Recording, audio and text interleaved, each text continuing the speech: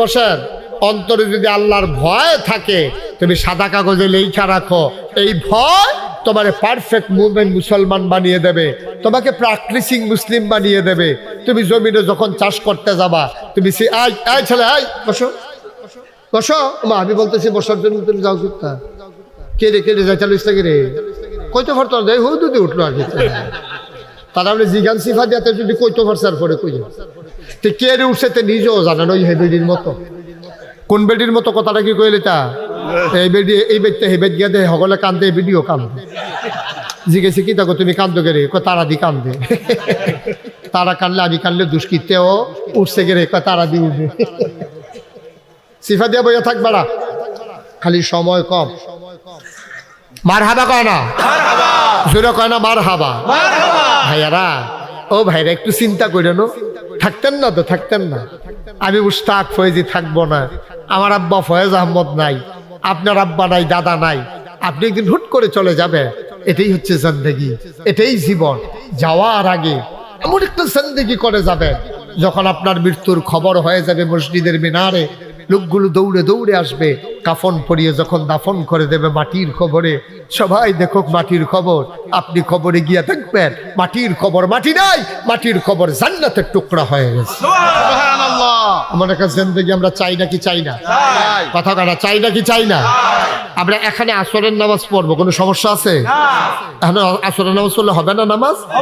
তাইলে সবাই মিলে যারা দাঁড়িয়ে আছেন, একজন লোক আর দাঁড়াই থাকে, ছেলেরা হুজুর তাড়াতাড়ি লইয়া যাবেন গা। হ্যাঁ হুজুরে ওই আজান দিব। হ্যাঁ আসে উনি আবার 3-4 জন লইয়া ইয়া করে আসে। এই ছেলেরা এটা থেকে বসে, যে ভলেন্টিয়ার যারা তারাও বসো, বসেন।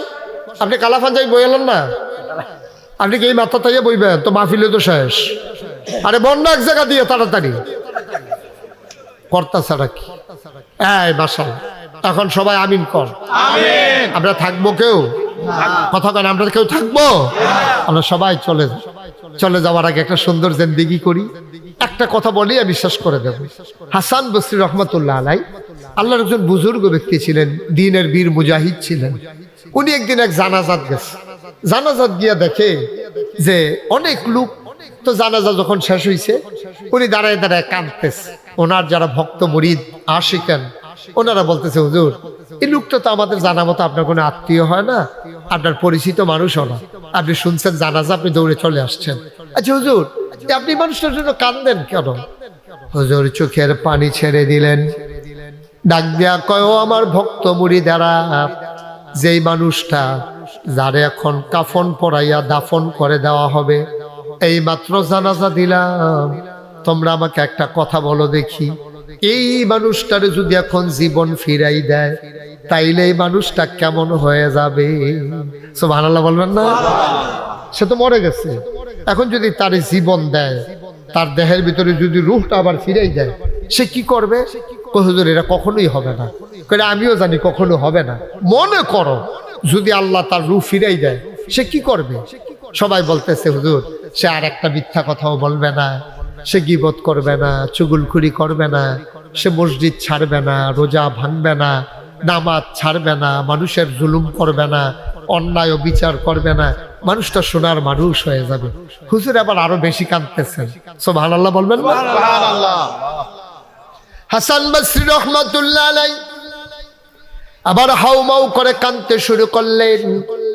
গাল বেয়ে দাড়ি বেয়ে টপ টপ করে পানি পড়তেছে, বুকের পাঞ্জাবি ভিজে গেছে। মুরিদেরা কয়, হুজুর বুঝলাম না, এই মানুষটা তো আপনার কেউ না, এই মানুষটার জন্য আপনি কাঁদেন কেন?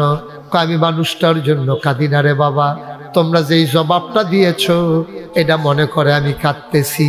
তোমরা বলেছো মানুষটাকে যদি জীবন ফিরিয়ে দেওয়া হয়, মানুষটা সোনার মানুষ হয়ে যাবে, ভালো মানুষ হয়ে যাবে, নামাজ ছাড়বে না, রোজা ভাঙবে না, মানুষের উপরে জুলুম করবে না।